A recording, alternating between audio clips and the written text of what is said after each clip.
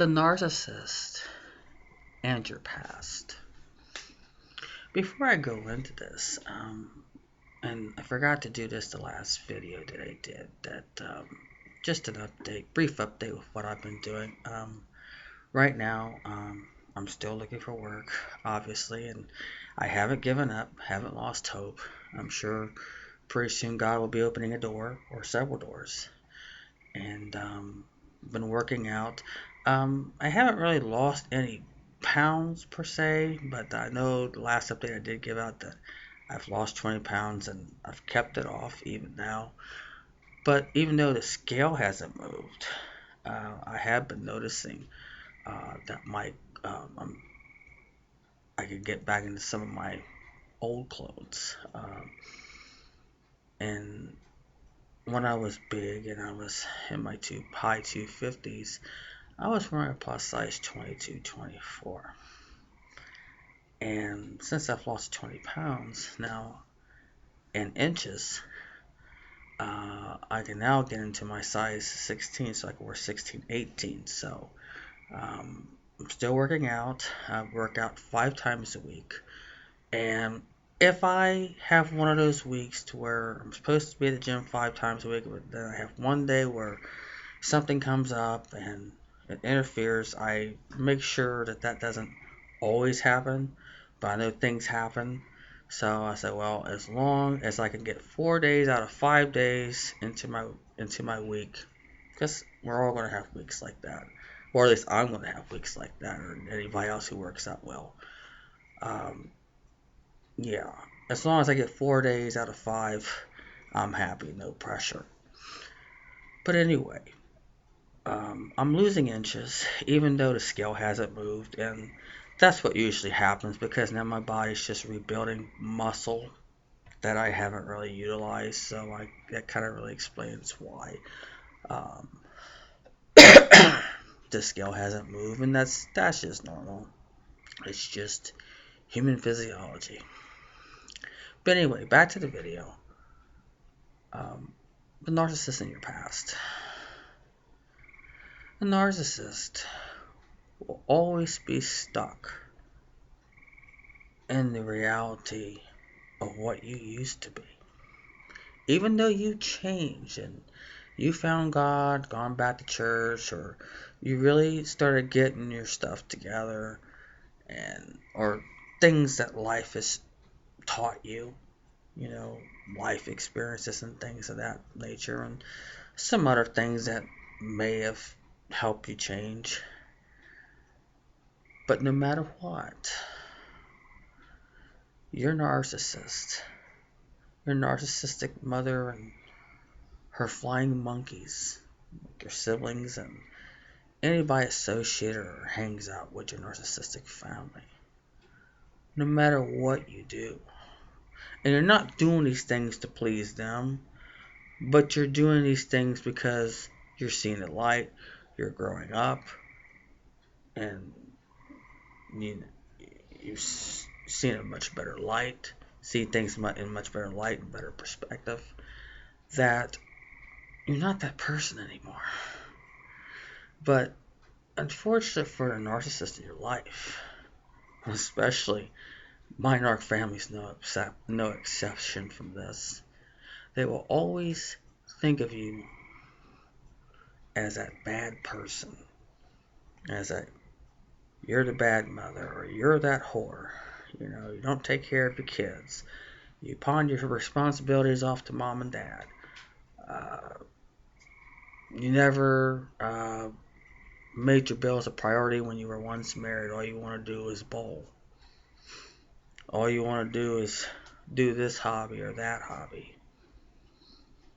They really treat us like we're not human beings, like we make mistakes here. But then they come off like they're so perfect, like it's more like the first thing you would think is like, well, who made them God? Who made them Mother Teresa? As if they don't have their own faults, and we all know that they do. And I don't let my narc family fool me. Not for a minute. Not even for a second. Because I know they can sit here and lie to me. And thank God, I've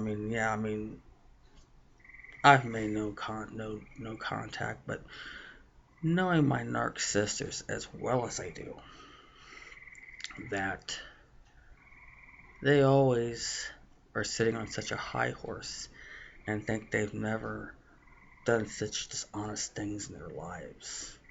Oh no, we didn't step on no toes to get where we're at, or we didn't lie and cheat, or we didn't lie on our resumes to get the job that I have. But then in their lifetime, has been working for what, 3, 4, 5 companies in their lifetime. Yeah, they never done such things. And I'm sure many of you can really relate to what I'm really talking about. And I know my narc family into this day will always sit there and harp and harp and harp on my past. Something that they don't want to let go of. I mean, they imagine holding a 20, 30-year grudge because of something you did that far time ago. And no matter what you do to try to prove them wrong, they're still stuck in that delusional reality of the way you used to be. But you know what? At some point in your life, you gotta say the hell with them. I know what I'm all about. I've changed. I'm not that person anymore. If they want to be stuck in that reality of theirs, their sick, delusional reality, well, you know what? That's really their problem, not yours. Because no matter what you accomplish in your life, no matter what it is, they're still going to perceive you as that bad person. That bad, evil person, troublemaker, whore, slut, you name it, drug addict, things of that nature. No matter what you do. And you can't go through your life jumping hoops to please them, because nothing you say or do will ever convince them otherwise. If you're going to turn your life around, do it for you, not for the narcs in your life, even though you establish no contact.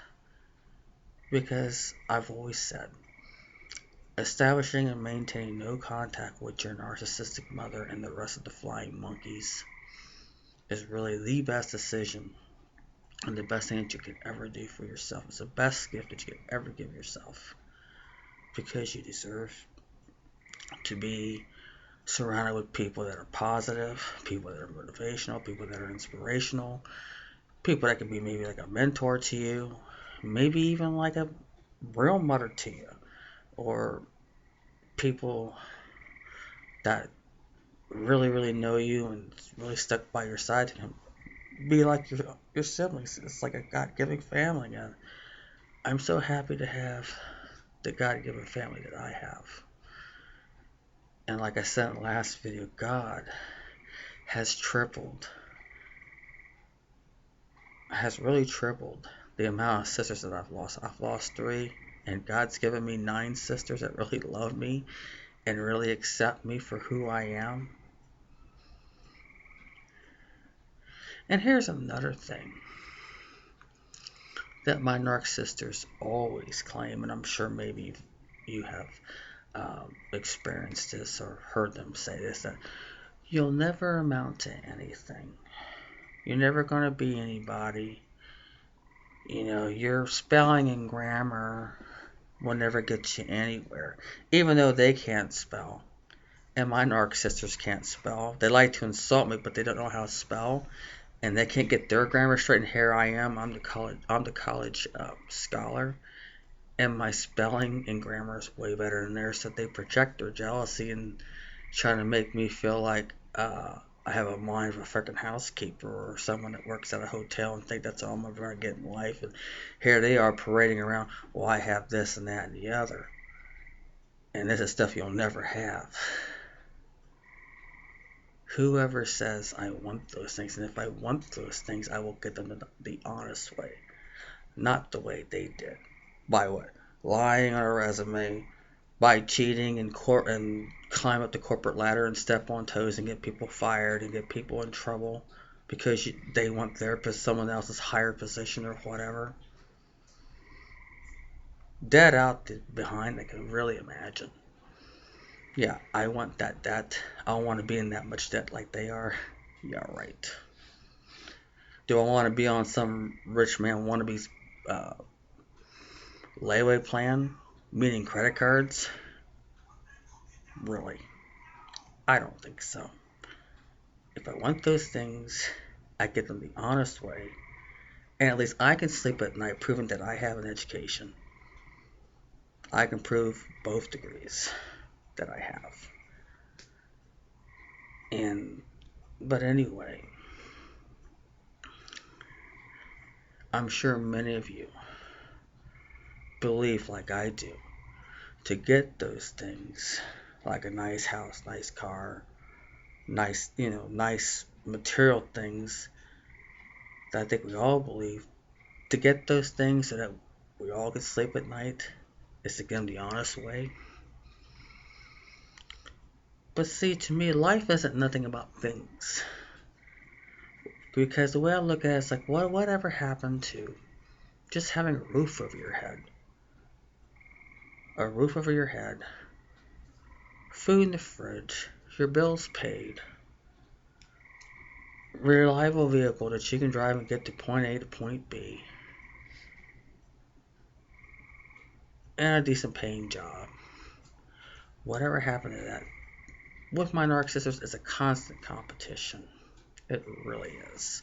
And I'm sure many of you in your Narc families can really relate to that Narcissists are always competing against each other, and for that while you were in that circle too, trying to win mommy's affection. But anyway, I think that's just another video itself. But for them to sit there and throw things you did 10, 20, 30 years ago, and they're no better, and they're doing the same things, and maybe even worse. They're no better. But isn't it funny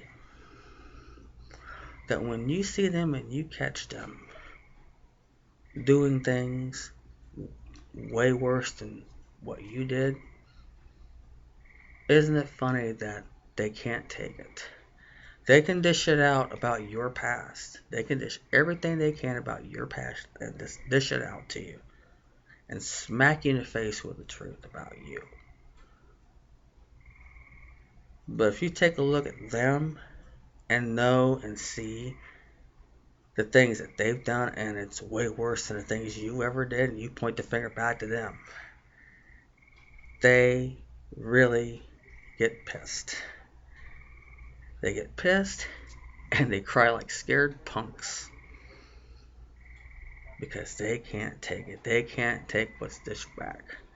And they lack the maturity. They will always lack the maturity of not having the common sense that if you can't take what's dished back to you, then don't dish things out about somebody else in the first place. And I remember my late ex-husband had always said to me, and this is so true, and it basically means the same thing, but it's like, you point the finger at somebody, expect several many more pointed right back at you. And that is so true. Very true. And I think it's funny. They can't accept the truth, but they want to cry like scared bitches to their son or to their daughter or to their spouse and say, oh, she's making fun of me. This isn't true. I wish she stopped telling lies about me. Well, then, you're no better. They're no better than me. And I'm sure that your siblings, your narcissistic siblings, are no better than you. I'm sure they've done things 10 times worse than what you do, but they don't want to face what they did in their past, or they'll deny it, or they'll divert the truth and get the attention off of it. We know the game. But anyway, what do I say about that? Well, at some point, Just focus on doing the things that you need to do to make yourself a better you. That's one of the things I could really say. Because no matter what you do, no matter how much you change, no matter what you accomplish in life, just know that it's always going to be overlooked. What they call disqualified, invalid. Just know that. But for you, you have to say, hey, it's a big deal to me. I know I'm a changed person. I'm not that way. And if they want to be stuck in that, in their delusional reality of what I used to be, that's their problem. And it is their problem. It's not yours. We all make mistakes. And we learn from them. And we move on. But obviously the narcs in our life, they don't want to move on. They want to hang on to that grudge 10, 20 years ago. And it just eats at them. And I know it eats at my narc family as well. I know it does. They can sit in denial if they want to. They can sit there and deny that it doesn't bother them or what, but it does. Because I throw the truth back at them, and I'm not afraid to. But it's always that grudge that they hold. It's always going to gnaw and eat at them and eat at them and eat at them and eat at them. And what do those grudges really hold out to be? To have that type of grudge and that type of bitterness, you know what that really results in? Can somebody say stroke? Can somebody say high blood pressure? Can somebody say irritable bowel syndrome? Can somebody say type 2 uncontrollable diabetes? All those health problems, all because of a 20, 30-year-old grudge. Something I done in the past, or something that you done in the past that really eats and gnaws at the narcs in your life. So, just my thought. So I'd like to really know what you think about this. I always welcome your feedback, always. So until then,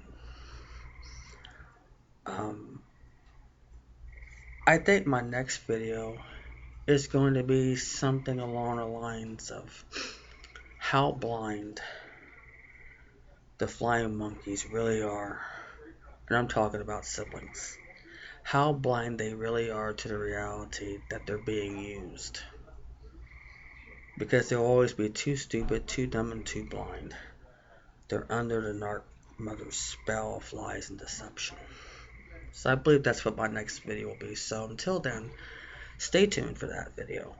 And as always, check out my newer YouTube channel. Like I said, I talk about general things, and I think I got maybe about 7 videos on there so far.